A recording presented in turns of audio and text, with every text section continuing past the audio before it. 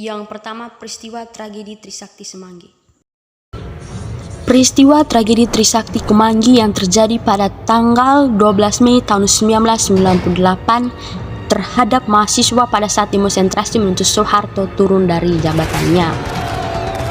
Kejadian ini menewaskan 4 mahasiswa Universitas Trisakti di Jakarta, Indonesia.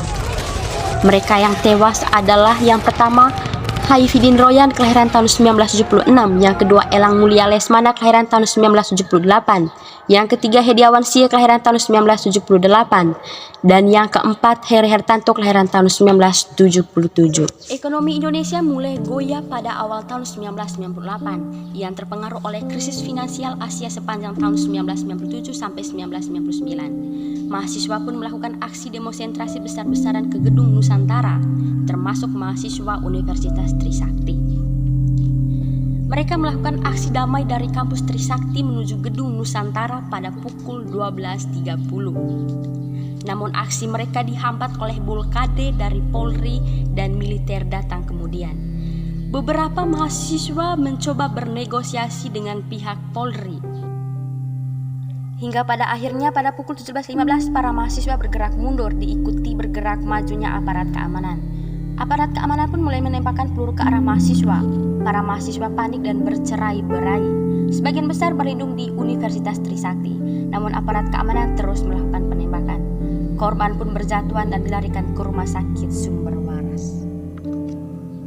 Yang kedua, peristiwa bom Bali. Pada tanggal 12 Oktober tahun 2002, masyarakat dunia dikejutkan dengan peristiwa bom bunuh diri di kota Bali. Peristiwa ini akhirnya disebut sebagai bom Bali. Dalam peristiwa ini telah melibatkan beberapa kelompok terorisme dari latar belakang yang menyertainya. Aksi terorisme telah meruntuhkan industri pariwisata Bali. Pengeboman yang terjadi 2 kali ini telah menewaskan 202 jiwa. Tindakan tersebut merupakan bentuk pemusnahannya manusia dan pelanggaran terhadap hak hidup seseorang. Kasus ini bertentangan dengan hak hidup manusia yang tercantum dalam Undang-Undang Negara Republik Indonesia Pasal 7 Nomor 15 Tahun 2003. Yang ketiga, kasus Tanjung Priok. Kerusuhan ini telah melibatkan tentara dan warga di Tanjung Priok. Peristiwa ini terjadi pada tanggal 12 September tahun 1984 di Jakarta, yang dilatar belakangi oleh kerusuhan massal dari agama Islam dengan pemerintah Orde Baru, sehingga menimbulkan banyak korban jiwa. Masalah ini pun menjadi sebuah perhatian serius. Pemerintah dinilai tidak bisa menyelesaikan masalah ini dengan baik karena melanggar hak asasi manusia berat berupa penangkapan dan penahanan secara sewenang-wenang dari pihak aparat kepada korban. Yang keempat, peristiwa Aceh. Peristiwa ini terjadi pada tahun 1990 sampai 1998 ketika daerah operasi militer atau sering dikenal dengan DOM diberlakukan di Aceh. Tragedi pelanggaran hak asasi manusia terjadi diduga karena dipicu oleh unsur politis.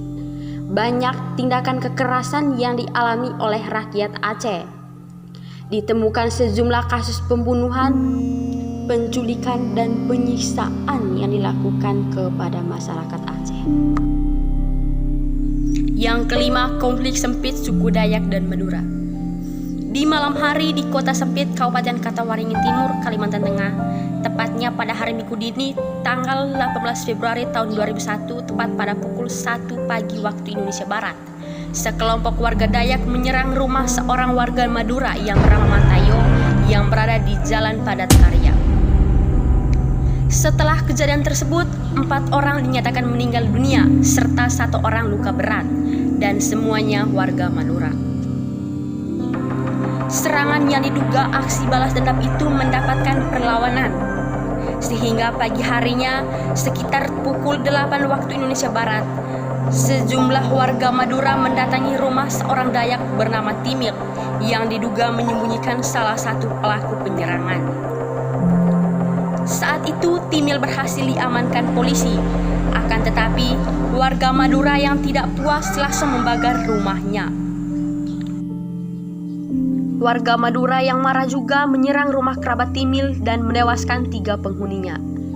Keesokan harinya, bertepatan hari Senin tanggal 19 Februari, banyak ditemukan sejumlah jasad terletak di berbagai sudut kota sempit.